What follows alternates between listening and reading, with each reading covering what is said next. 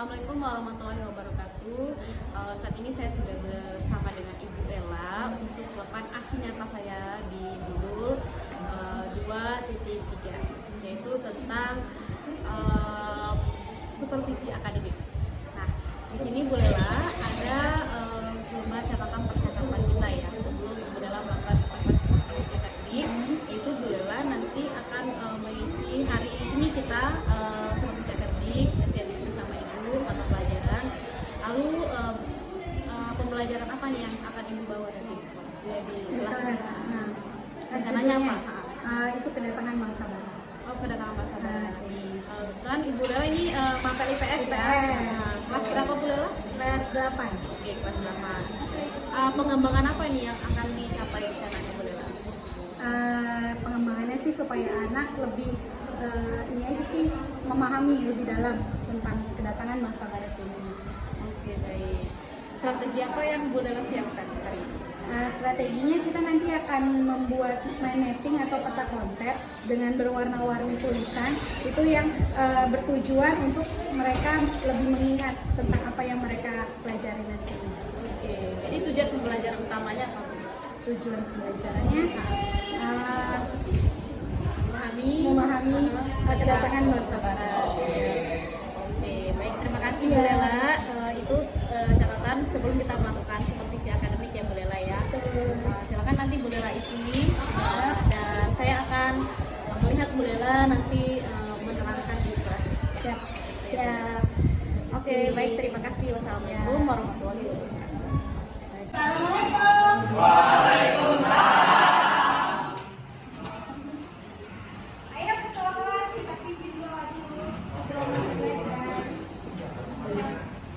Baik teman-teman, sebelum kita belajar, apa yang kita belajar masing-masing sudah dimulai.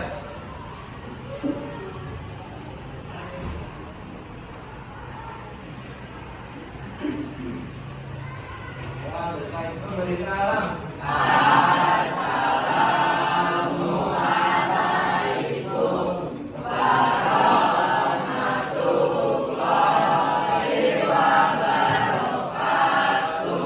Waalaikumsalam warahmatullahi wabarakatuh. Ibu absen dulu ya.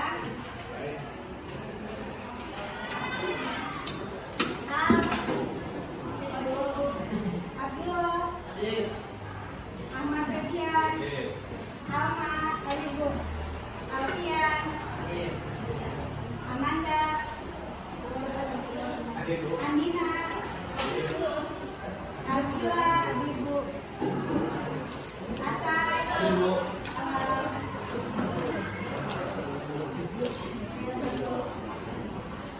Aulia, Aziz, Kaisar, Fabian, Fazrul, Kristi, Gabriel, Iselda, sakit apa? Abis, Gede, Indra, John, Dino, Keisha, Rifat, Al-Amin,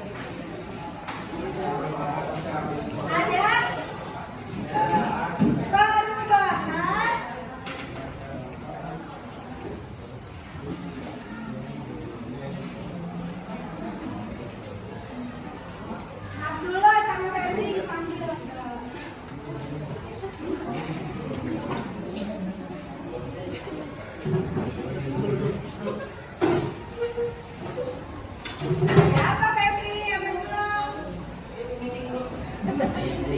Meeting. Ya udah, kita lanjut ke bab 4 ke materi kita. Ada apa Hasan? Hasan, ada apa? Perubahan masyarakat Indonesia pada masa penjajahan dan tumbuhnya semangat kebangsaan. Jadi di bab 4 ini kita akan belajar tentang bagaimana perubahan masyarakat Indonesia saat kedatangan bangsa Barat. Ya, setelah datang mereka ngapain? Mereka melakukan penjajahan. Seperti apa perubahan sosial, budayanya, ya sistem pemerintahannya, terus kemudian nanti sampai timbulnya semangat kebangsaan untuk merdeka. Nah, kita akan masuk dulu di kedatangan bangsa Barat.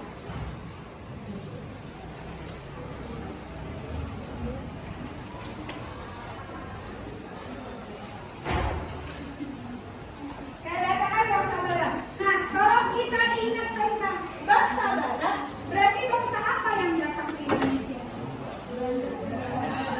Ayo, kedatangan bangsa Barat ke Indonesia. Kita flashback sebentar ke semester 1. Ya, sebelumnya ada bangsa asing yang pernah datang ke Indonesia sebelum bangsa Barat. Bangsa asing apa? Bangsa asing India. Terus kemudian India, setelah India ada Cina ya John. Terus ada apa lagi? Ada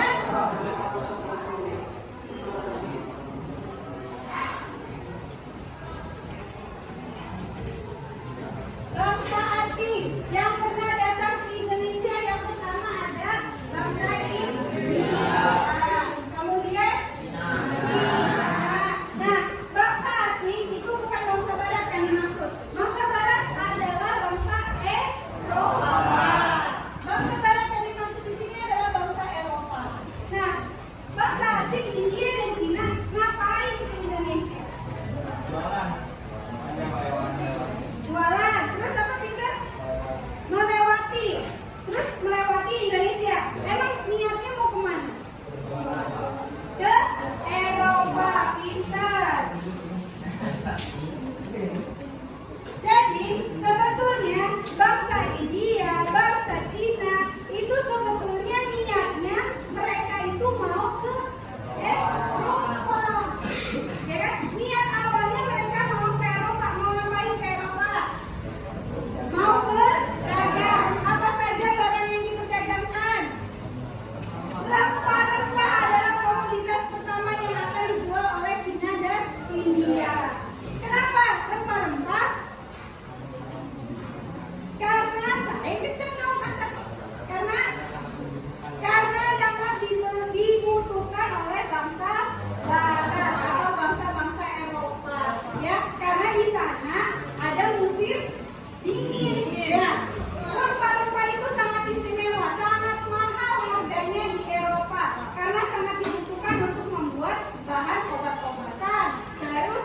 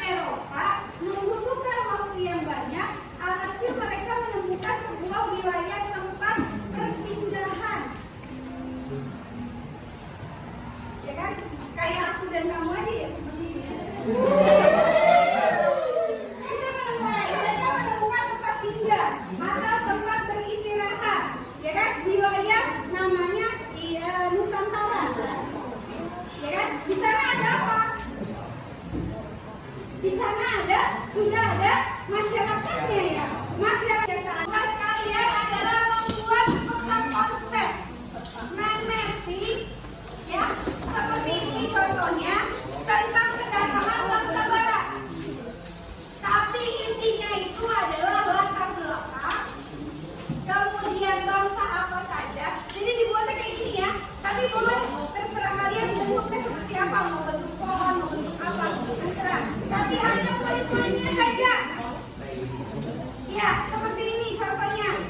Poin-poinnya aja. Yang dimasukkan latar belakang, motivasi bangsa barat.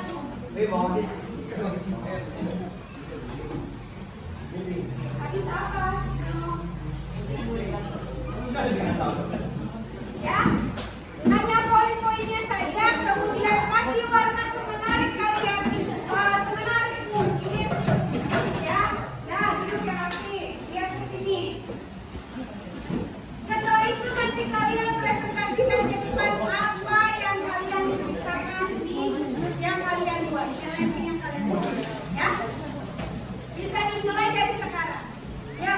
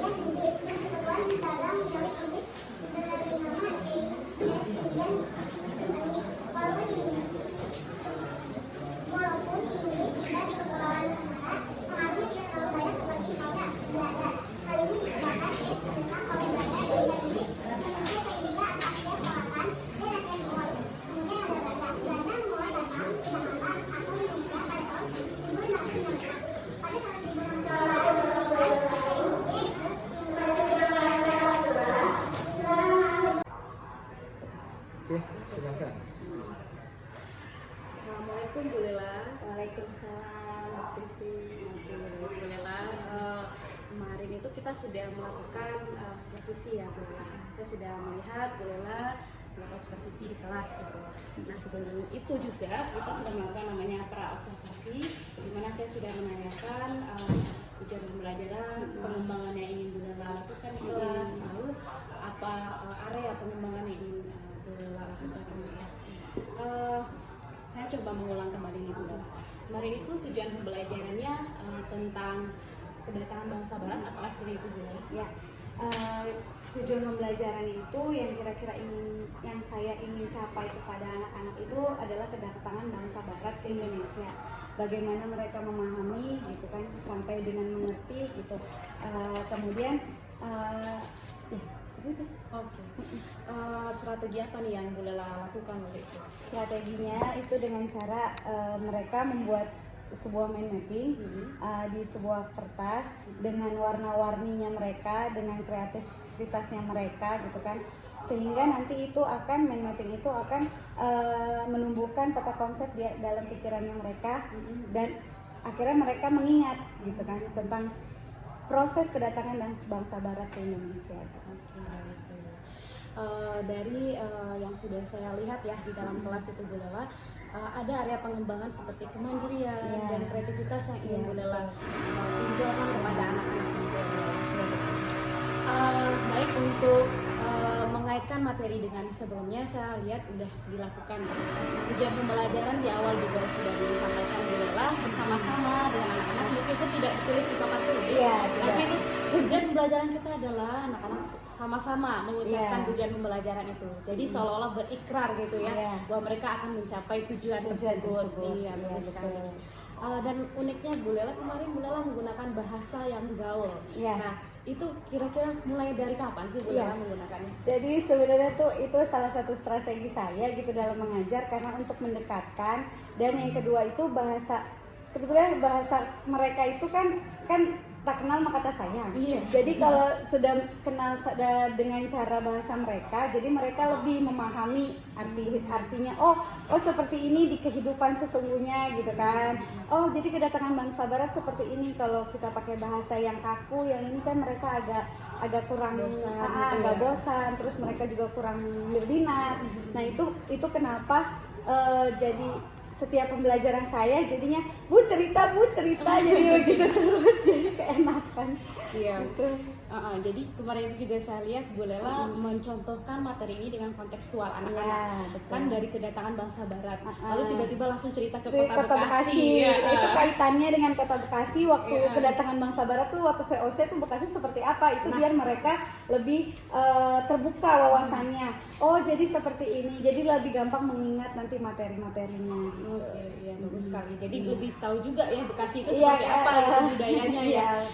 Nah, menggabungkan ke sosiokulturalnya. Nah, iya betul banget Ibu Lela. Saya juga harus banyak belajar dari Bu Lela nih. Nah, terus kira-kira nih Bu Lela, Bu Lela menemukan hambatan nggak ketika mengajarkan tentang sejarah ini kan agak perlu banyak bicara nih Bu Lela ya. Bagaimana strategi Bu Lela di kelas? Hambatan pasti ada. Yang pertama, anak itu mungkin mereka kalau misalnya kita nggak benar-benar kayak tadi tuh mengait-ngaitkan dengan keadaan lingkungan sekitarnya mereka gitu kan, mereka tuh akan bosan yang pertama. Yang kedua tuh akan cepet lupa. Jadi besok saya masuk kembali ke kelas itu mereka lupa apa yang kemarin diomongin, tapi karena saya memakai strategi seperti itu, jadinya ayo ingatnya yang kemarin ibu bilang begini, yang apa tuh yang kalian suruh ngorek-ngorek tanah ngapain? Oh iya itu ke kerajaan Tarumanegara gitu kan, gitu-gitu. Jadi itu sih paling strateginya biar mereka lebih semangat belajarnya juga. Jadi kontekstual gitu ya. Oke. Terus kesulitan dalam mengajar tadi sudah memfasilitasi murid untuk secara nyaman di kelas, selain dari bahasa mengajar, apa sih yang pernah Ibu Lela lakukan? Yang biar mereka nyaman ya memberikan mereka kebebasan berpendapat, terus kebebasan mereka untuk berpikir, ya kan. Jadi kita nggak monoton kita terus yang ini. Jadi coba ayo siapa yang mau maju ke depan gitu kan. Apa yang biasanya saya ngasih umpan balik tuh, besok cari ya, kayak misalnya ada ledakan namanya Big Bang, mereka nggak tahu. Besok di internet kalian cari, ya kan. Besoknya mereka maju ke depan satu-satu gitu. Dan sejarah itu kan punya banyak makna. Nah, nama mereka sendiri aja itu sejarah sebetulnya. Jadi saya suka kasih mereka kayak semangat kalau awal-awal itu, kalau orang misalnya ice breaking, kalau saya misalnya coba arti nama kalian tuh apa gitu, ke depan maju diartiin kan jadinya semangat tuh belajarnya gitu. Baru abis itu ya udah baru bareng-bareng gitu. Baru dikaitkan ya. Dikaitkan sama materinya. Gitu ya. Setiap itu pasti ada sejarah. Oke. Nah, ini pertanyaan yang mungkin menurut Bu Lela nih, di kelas itu Bu Lela merasa Anda pernah stuck nggak gitu? Cara ngajarnya atau strateginya, dan kayaknya buntu nih. Bagaimana Bu Lela menyikapinya? Namanya manusia ada lelahnya ya. Kadang-kadang namanya kita manusia pasti kan gak selamanya energik terus, gak selamanya semangat terus, pasti ada kalanya seperti itu kan, ada kalanya lelah, ada kalanya males lah ibaratnya ya. Dan stuck ya tadi ya, bingung mau strategi apa lagi sih gitu kan yang dipakai ya. Paling yang semangatnya pas ngelihat anak-anak di kelas, semangatnya mereka, Bu ayo cerita gitu. Yang tadinya capek, mungkin kita kasih waktu untuk diri kita berdiam dulu, ya kan, tarik nafas gitu kan. Tarik nafas, ini dulu, kumpulin dulu nyawa Lalu masuk ke kelas, selesai di kelas sih alhamdulillah setelah melihat anak-anak gitu kan yang tadinya udah ke kelas kasih tugas aja gitu kan, yang tadinya gitu langsung semangat kembali untuk mengajar mereka gitu sih. Mudah-mudahan begitu terus. Ya. Baik, untuk dari anak-anaknya sendiri ada umpan balik ya Bu? Misalkan Ibu setelah mengajar ada melakukan refleksi atau umpan balik seperti itu nggak kalau di kelas?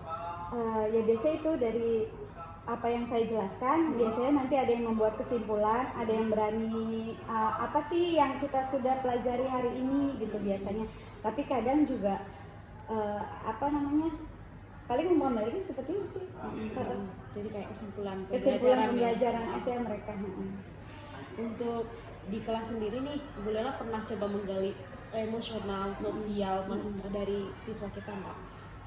Atau khusus cuma belajar gitu? Oh ya, tidak.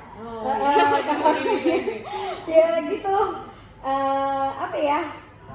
Kita kan memberi pemahaman ke mereka gitu kan. Ya itu tadi balik lagi, kenapa tak kenal maka tak sayang. Jadi saya bukan cuma mengaitkan strateginya tuh, bukan cuma mengaitkan dengan daerah lingkungannya, terus menggunakan bahasa gaulnya gitu, mengerti apa bahasanya mereka gitu. Tapi dengan cara mendekatkan diri, mendekatkan emosionalnya juga. Oh, kita lihat dulu di awal pembelajaran ada yang ngantuk kah, ada yang terlihat malas atau gimana, kita tanya dulu dia kenapa ngantuk, semalam gimana, kita gali emosionalnya dulu gitu. Paling bisa gitu ya. Iya. Oke, sip Bu Lela. Jadi untuk pasca observasi ini saya sudah melihat Bu Lela kemarin ya sudah menyampaikan dan sudah bertanya juga tadi saya, dan sebenarnya banyak hal yang ingin saya ketahui lagi dari Bu Lela. Ini saya harus banyak belajar bahasa anak-anak dan sebagainya ya. Oke Bu Lela, terima kasih. Sama-sama. Untuk hari ini Bu Lela, sukses selalu. Amin. Dan semoga Bu Lela terus komitmen untuk semangat mengajar di kelasnya. Amin. Terima kasih Bu Vivi.